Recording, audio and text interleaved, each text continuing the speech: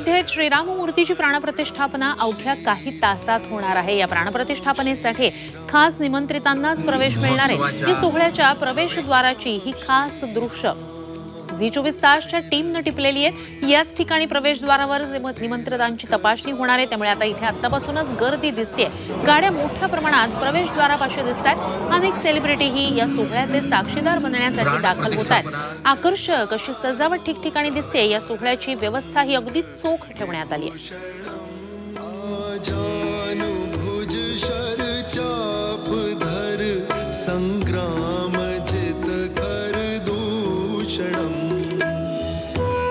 राम मंदिरामध्ये नरेंद्र मोदींना जो 10 दिवसाचा संकल्प दिला, तो संकल्प आज या ठिकाणी पूर्ण होतोय।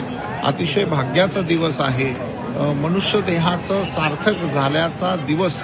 जन्माला आपण का आलो तर केवळ हा दिवस पाहण्याकरता आलो, अशी माझी भावना आहे। आणि मी सर्व आपल्या माध्यमातून सर्वांना शुभेच्छा देतो। त्यांनी टीव्हीवरती कार्यक्रम पाहावा, आनंद घ्यावा। रामनामामध्ये आज आपल्याला स्वतःला समाविष्ट करून घ्यावं आणि लोककल्याणाकरता आपलं आयुष्य घालवावं। राम हे सर्वांचे आहेत। राम सर्व नित्य शाश्वत प्रभू राम आहेत। रामही विग्रवान रूपेण धर्म आणि एकोहम द्वितीय नास्ति न भूतो न भविष्यति।